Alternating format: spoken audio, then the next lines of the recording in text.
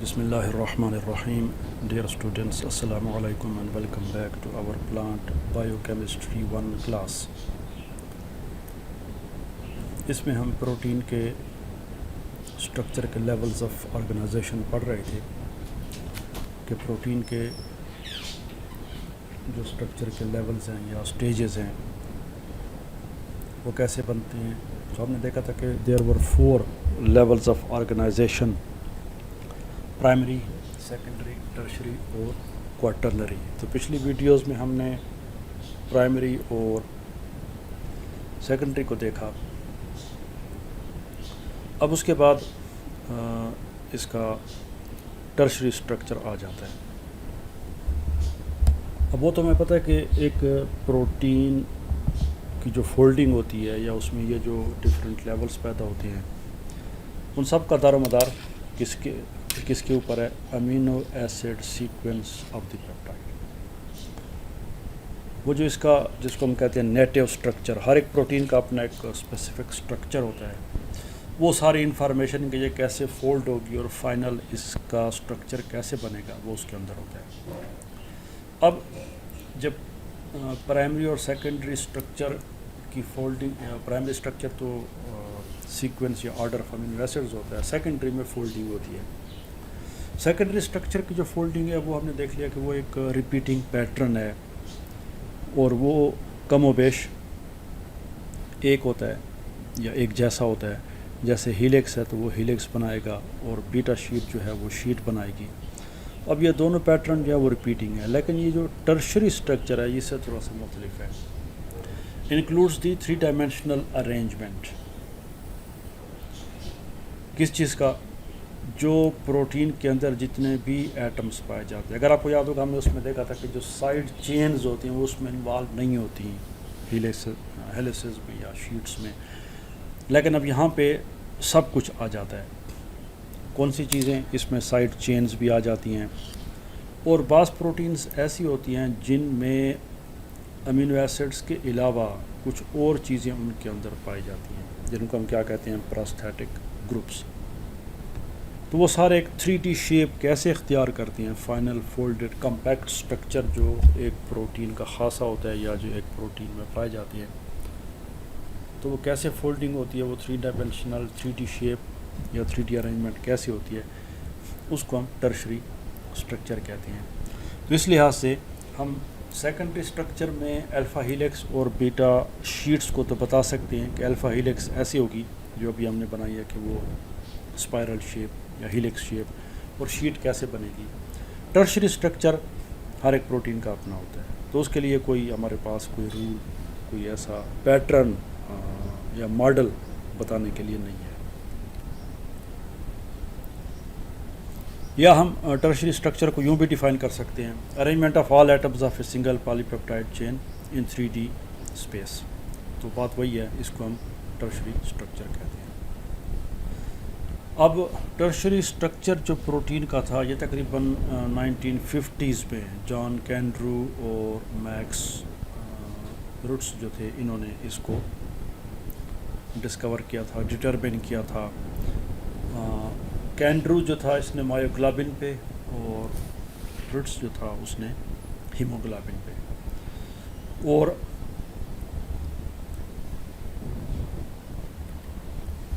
اور یہ آپ کو سن کے یا پڑھ کے حیرانی ہوگی کہ تقریباً 20 سال it took them more than 20 years یہ ٹرشری اسٹرکچر معلوم کرنے کے لیے.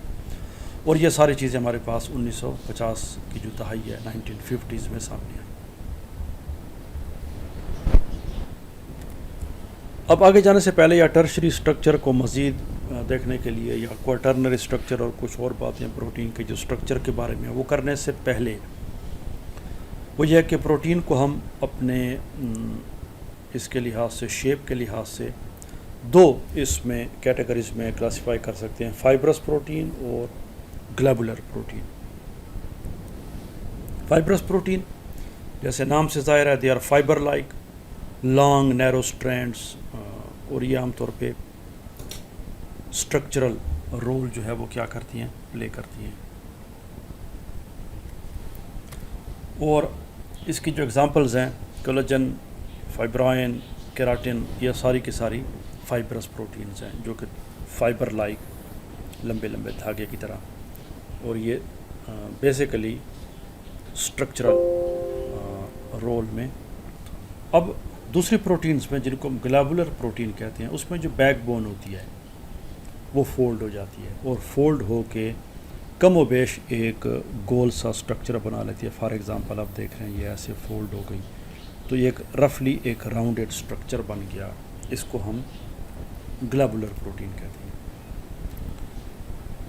اب ان میں ان کے جو ہیلیسز ہوں گے یا ان کی جو بیٹا شیٹس ہوں گی وہ ایک دوسرے کے قریب آ جاتی ہیں، وہ 3 ڈائمینشنل شیپ میں گلابولر شیپ بنا دیتی ہیں. جو فائبرس پروٹینز ہیں they are not soluble in water, جبکہ گلابولر پروٹینز جو ہیں یہ واٹر سالبل ہیں، اور ان کا اسٹرکچر جو ہے وہ کمپیکٹ ہوتا ہے، اور ان کے ٹرشری اور کوارٹرنری اسٹرکچر بھی کافی کمپلیکس ہو سکتے ہیں. اب یہ ہم ٹرشری اسٹرکچر کو ایک اور طریقے سے ڈیفائن کرنے جا رہے ہیں کہ فل مکمل 3 ڈائمینشنل کنفرمیشن جو ایک پروٹین کی ہو، جس میں کیا چیز ہو، جس میں یہ باتیں ہوں، اس کی الفا ہیلیسز بھی اس میں ہوں، اس کی بیٹا شیٹس بھی ہوں، اس کے رینڈم کائلز بھی ہوں، اور دوسرے اس میں لوپس اور فولڈز جو کہ اس کے این اور سی ٹرمینائی کے درمیان آتے ہیں. یہ سارے مل کے اس کے کیا بناتے ہیں، اس کے ٹرشری اسٹرکچر بناتے ہیں. تو اگر ہم اس کو تھوڑا سا بنانے کی کوشش کریں تو یہ پروٹین ہے، یہ اس میں الفا ہیلیکس ہے، یہ پھر ایک ہیلیکس آ گئی، پھر اس میں یہ بیٹا شیٹس آ گئی، پھر یہ ہیلیکس آ گئی. تو آپ دیکھ رہے ہیں یہ آپس میں فولڈ ہو گئے ہیں، اور فولڈ ہونے کے بعد انہوں نے ایک کمپیکٹ سا اسٹرکچر بنا لیا ہے. اس کو ہم ٹرشری اسٹرکچر کہتے ہیں. اب اس کے بعد کوارٹرنری اسٹرکچر آتا ہے. کوارٹرنری اسٹرکچر میں یہ ہے کہ یہ آپ کو میں نے پچھلی ایک ویڈیو میں بھی بتایا تھا کہ اگر پروٹین سنگل پالی پیپٹائڈ چین پہ مشتمل ہو تو وہ عام طور پہ اس لیول کے بعد یعنی ٹرشری لیول کے بعد اٹ از کمپلیٹ، اگر وہ سنگل پالی پیپٹائڈ چین ہو then it is totally complete. جب وہ اپنے وہ مختلف فولڈز وغیرہ اختیار کر لیتی ہے، اس کی فائنل شیپ ہو جاتی ہے. اب اس کو مزید کسی چینج کی ضرورت نہیں ہے. This protein is complete in all respect. لیکن اگر ایک پروٹین ایسی ہے کہ اس میں یہ ایک پالی پیپٹائڈ چین ہے، اس کا ٹرشری اسٹرکچر ہے، دوسری پالی پیپٹائڈ چین ہے، تیسری ہے، چوتھی، اس میں 3-4 پالی پیپٹائڈ چینز ہیں. اب یہ پروٹین اس وقت مکمل ہوگی جب یہ چاروں پالی پیپٹائڈ چینز آپس میں کسی طریقے سے بانڈنگ کریں گی، اور پھر بانڈنگ کر کے ایک اکٹھا کمپیکٹ اسٹرکچر بنائیں گی، کمپلیٹ اسٹرکچر. تو اس کو پھر ہم کوارٹرنری اسٹرکچر کہتے ہیں. تو عام طور پہ ہم اس کو یہ جو اس کی انڈیویجول چینز ہیں ان کو ہم پالی پیپٹائڈ چین بھی کہتے ہیں، اور بعض اوقات ان پالی پیپٹائڈ چینز کو ہم سب یونٹ کہتے ہیں. تو ہم یوں کہیں گے کہ یہ جو پروٹین جو ابھی میں نے بنائی ہے تو اس میں یہ 1 2 3 اور یہ 4 سب یونٹس ہیں. It consists of 4 subunits. اب یہ چاروں سب یونٹ جب مل کے ایک اسٹرکچر بنا دیتے ہیں آپس میں بانڈنگ کر کے، تو اب جو اس کا لیول آف اسٹرکچر بنے گا وہ کوارٹرنری ہوگا. تو کوارٹرنری صرف ان پروٹینز میں جن میں کیا ہے مور دین 1 پالی پیپٹائڈ چین. اگر ایک ہی پالی پیپٹائڈ چین ہے تو اس میں کوارٹرنری اسٹرکچر نہیں بنے گا. تو اب اس کے بعد اب پروٹین کے بارے میں اس کے کنفرمیشن، اس کا فنکشن اور جو ایوولوشن ہے پروٹینز کی، جب اس کو اسٹڈی کیا گیا تو پتہ چلا کہ پروٹینز میں صرف یہ 4 لیولز نہیں پائے جاتے، بعض اوقات ایک اور چیز بھی اس میں پائی جاتی ہے. یعنی عام طور پہ جو پروٹین ہے اس کے بارے میں پہلے یہ تصور تھا کہ بس پرائمری، سیکنڈری، ٹرشری، اور اگر ایک پالی پیپٹائڈ چین سے زیادہ پہ پروٹین مشتمل ہے تو کوارٹرنری اسٹرکچر پہ جا کے اس کی آرگنائزیشن جو ہے وہ کمپلیٹ ہو جاتی ہے اور پروٹین فائنل ہوتی ہے، لیکن پتہ چلا کہ نہیں، بعض میں ایسا نہیں ہے۔ تو یہ جو ایک ففتھ آرگنائزیشنل یونٹ ہے، آرگنائزیشنل یونٹ، اس کو پروٹین ڈومین کہتے ہیں۔ اب پروٹین ڈومین کیا، یہ اس کو ڈیفائن کر رہا ہے کہ کوئی بھی پالی پیپٹائڈ چین کا ایسا سیگمنٹ، ایسا پورشن جو کہ باقی پروٹین سے انڈیپینڈنٹلی فولڈ ہوتا ہے اور ایک سٹیبل سٹرکچر بناتا ہے، اس کو ہم ڈومین کہتے ہیں۔ تو پروٹین ڈومین کی جو سائز ہے وہ کم سے کم 40 امینو ایسڈ اور زیادہ سے زیادہ 350 امینو ایسڈس، اس میں بھی وہی الفا ہیلکس، بیٹا شیٹ اور بعض دوسری چیزیں بھی ہو سکتی ہیں، لیکن یہ ایک ماڈولر یونٹ ہوتا ہے، ایک ہوتا تو پروٹین کا حصہ ہے، لیکن یہ ایک قسم کا انڈیپینڈنٹ ہوتا ہے کہ اس کا باقی پروٹین کے ساتھ کوئی تعلق فولڈنگ کے اعتبار سے نہیں ہوتا۔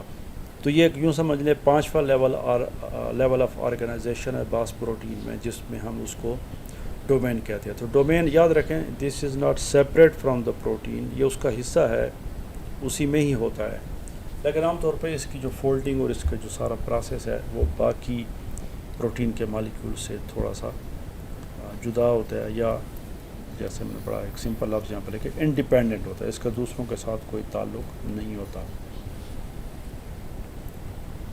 تو اس سے پھر یہ ہوتا ہے کہ وہ جو ڈفرینٹ ڈومینز ہوتے ہیں ایک پروٹین کے، تو وہ علیحدہ علیحدہ فنکشن کرتے ہیں۔ تو پروٹین ایک ہی ہوتی ہے، اب فار ایگزامپل یہ ہے، اب اس میں ہم تھوڑا سا اس کو ڈفرینٹ کلر دے دیتے ہیں، تو یہ ایک اور پورشن ہے، اور سپوز یہ جو ہے دس از اندر پورشن۔ اب یہ 1 2 3 جو ہیں، اب یہ سارے مل کے دے آر ون پروٹین، لیکن یہ ڈومینز ہیں، یہ ڈومین نمبر 1 ہے، ڈومین نمبر 2 ہے اور 3۔ اس کی وجہ یہ ہے کہ اب یہ سارے مل کے ایک کام نہیں کرتے، بلکہ ان سب کا فنکشن جو ہے وہ ڈفرینٹ ہے، different domains associated with different functions. تو ڈومین علیحدہ علیحدہ کام کرتے ہیں، اور یہاں پہ انہوں نے ایک چھوٹی سی پروٹین کی مثال دی، بیکٹیریا کی کیٹابولائٹ ایکٹیویٹر پروٹین کیپ CAP، جس کی آگے ڈائیگرام آ رہی ہے۔ اس میں 2 ڈومینز ہوتے ہیں، ایک چھوٹا ڈومین جو کہ DNA کے ساتھ بائنڈ کرتا ہے، اور ایک بڑا ڈومین جو کہ سائکلک ایڈینوسین مونوفاسفیٹ AMP سے بائنڈ کرتا ہے، اور یہ عام طور پہ انٹرا سیلولر سگنلنگ کے طور پہ کام کرتا ہے۔ تو it causes conformational change in the protein that enable the small, تو وہ خاص DNA سے DNA کے سیکوینس سے بائنڈ کرتا ہے، اور جین کے ایکسپریشن کو کیا کرتا ہے، پروموٹ کرتا ہے، تیز کرتا ہے، اس کو بہتر بناتا ہے۔ تو یہ انہوں نے بتا دیا کہ اب اس میں یہ 2 جو اس کے سب یونٹس ہیں یا 2 جو ڈومینز ہیں، ان کا فنکشن علیحدہ ہے، ایک سائکلک AMP کے ساتھ بائنڈ کرتا ہے، اور دوسرا جو ہے DNA سیکوینس کے ساتھ بائنڈ کرتا ہے، اور ساتھ والی جین کی جو ایکسپریشن ہے اس کو پروموٹ کرتا ہے۔ تو یہ آپ کے سامنے 2 ڈومینز ہیں، ایک کو ہم نے بلو شیڈ کیا ہوا ہے، یہ جو آپ کے سامنے ہے، دس از اے بلو شیڈ، دس از اے یلو شیڈ۔ تو اب یہ ایک یہ ہے ڈومین ہے، اور اب یہ مکمل پروٹین ہے جس کے 2 ڈفرینٹ ڈومینز ہیں۔ تو یہ تھا پروٹین کے حوالے سے اس کے پرائمری، سیکنڈری اور ٹرشری اسٹرکچر، اور آخر میں کوارٹرنری اسٹرکچر کے بعد ہم نے دیکھ لیا کہ پروٹینز میں ڈومینز بھی پائے جاتے ہیں۔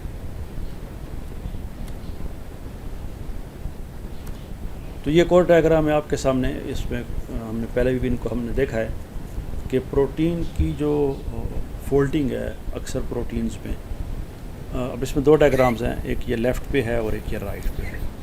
لیفٹ والی جو ڈائیگرام ہے وہ اسپانٹینیس پروٹین کی فولڈنگ کو شو کرتی ہے، کہ جب بھی پروٹین بنتی ہے تو وہ خود بخود فولڈ ہو کے ایک فائنل سٹیبل سٹرکچر اختیار کر لیتی ہے، لیفٹ کی جو ڈائیگرام۔ لیکن بعض ایسی پروٹینز ہیں جو کہ خود بخود اپنا فائنل کریکٹ فولڈڈ سٹرکچر اختیار نہیں کر سکتی، سو دے نیڈ ہیلپ، ان کو ایک دوسرے پروٹینز کی ہیلپ چاہیے جن کو ہم شیپران پروٹینز کہتے ہیں۔ تو اب یہ 2 ہم نے پاتھ ویز دکھائے ہیں، ایک یہ ہے اور ایک یہ ہے، ایک میں شیپران ہیں اور دوسرے میں شیپران نہیں ہے۔ تو جس میں شیپران نہیں ہے या शेपरन को रिमूव कर दिया गया तो आप देख रहे हैं प्रोटीन की फोल्डिंग तो हुई है लेकिन फोल्डिंग इज़ इनकरेक्ट। तो इनकरेक्ट फोल्डिंग भी प्रोटीन के फंक्शन के ऊपर असरअंदाज होती है और प्रोटीन सही फंक्शन नहीं कर सकती। जबकि राइट पे जो है वो शेपरान है और उन शेपरान ने उस प्रोटीन की जो फोल्डिंग की है वो सही है और अब ये प्रोटीन अपने फंक्शन जो है वो परफॉर्म कर सकती है। तो प्रोटीन की जो फोल्डिंग है, रीनेचुरेशन जिसको हम कहते हैं, वो जैसे यहाँ पे हमने बताया कि अगर इस प्रोटीन को हम यूरिया में डाल दें हाई कंसनट्रेशन तो ये खुल जाती है, यानी कि डीनेचर हो जाती है, और जब हम यूरिया हटा दें तो ये फिर नॉर्मल कंडीशन में आ जाती है। तो ये थी हमारी डिस्कशन प्रोटीन्स के बारे में, उसके लेवल ऑफ ऑर्गेनाइजेशन। इसी लेवल ऑफ ऑर्गेनाइजेशन के कुछ बुनियादी प्रिंसिपल्स हैं और कुछ और बातें प्रोटीन्स में, प्रोटीन्स के बारे में, वो इंशाल्लाह अगली वीडियो में देखेंगे। Thanks for watching and C you in the next video.